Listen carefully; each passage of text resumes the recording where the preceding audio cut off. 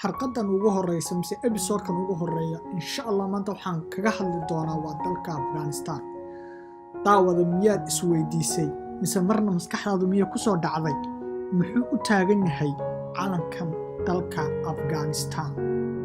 طبعا taariikhda calanka ee Afghanistan ayaa waxaa la soo isticmaalay 26 calan oo kala duwan tan iyo 1709 calankii ugu horeeyay waxaa isticmaashay boqortooyo Afghanistan ka talinaysay waqtigaasi oo magaceedu ahaa Hotak Dynasty oo ahaa dabcan dawlad sunni ah. dawladdan ayaa xilligaasi ka talinaysay dalka Afghanistan, Pakistan, Turkmenistan, Tajikistan iyo waliba Iran.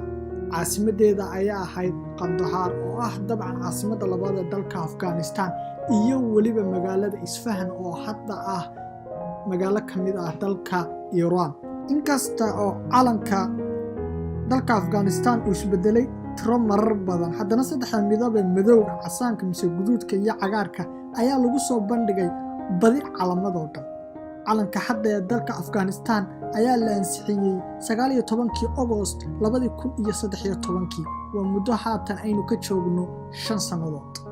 dabcan anoo ka hadli doono naqshada calanka qaranka ee Afghanistan waa 3 midable oo taag ah.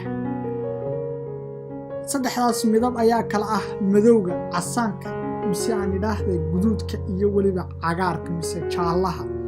ammaanka qaranka mise astaanta qaranka ayuu calanku u dhexda ku leeyahay. saddexda midab ayaa u kala taagan micno muhiim ah oo dabcan la xiriira taariikhda iyo waliba astaamaha dalka. haddaan soo qaato midabka madowga ah waxa uu muujinayaa taariikhda dhibka leh ee Afghanistan ee la soo diristay qarnigii 19aad markii dalka uu ahaa mid la guumaysto oo ka mid ah boqortooyada Ingiriiska.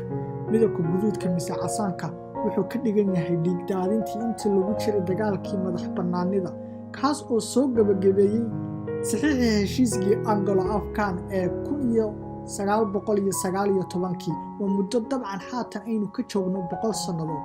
xilligaas uu dalka Afghanistan uu helay madax bannaanadiisa una ka helay boqortooyada Ingiriiska xilligaasi guumaysanaysay dalkaasi.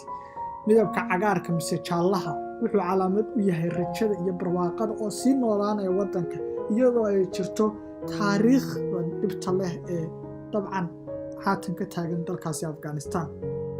dabcan calanka Afghanistan ayaa ah mid ka mid ah 5 calan ee caalamka laga isticmaalo oo dabcan ammaankooda qaranka mise astaantooda qaranka uu ku leeyahay calanka dhexdiisa. ugu dambeyntii anigoo ka hadli doona ammaanka mise astaanta qaranka ah ayaa asaatan idin muuqata. halkaas dusha waxaa kaga qoran waa kalimatul tawxiid laa ilaaha illa allah muhammadur rasuulullah, taas oo ay kasii hooseyso takbiirtu allahu akbar, taas oo ay kasii hooseyso fallaaraha taas oo u taagan qoraxda ilayska. dabcan dhexda waxaan idinka muuqda waa masaajidkaas labadiisa dhinac mise gees waxaa kaga taagan waa calanka dalka Afghanistan oo aan lahayn ammaanka mise astaanta qaranka. dabcan masaajidka dhexdiisa waxaa ku yaala waa mihbar oo dabcan meesha uu sheekhu galo ku tujiyo salaadaha iyo waliba minhar oo ah meesha uu sheekhu koro mise uu istaago markuu akhrinayo khudbadda salaada jimcaha. dabcan masaajidka waxaa ka hooseeya waa 1292 tirsi taariikheedka aan idhaahday hijriyada oo xilligaasi dabcan ku beegan 1919 tirsi taariikheedka miilaadiga oo ay dabcan ahayd xilligii uu dalka Afghanistan uu helay madax bannaan. ugu dambeyntii halka hoosta waxaa ku qoran waa Afghanistan oo dabcan ku qoran luqatul carabiya oo ay dabcan labada geesi ka hayaan ulaha geedka sarreenka mise wiidka hadba sidaad u taqaanto. intaas ayaan kusoo koobay xalqadan koobaad mise episode-kan koobaad iyo dalka Afghanistan. xalqadeena labaad iyo waliba dalka Albania.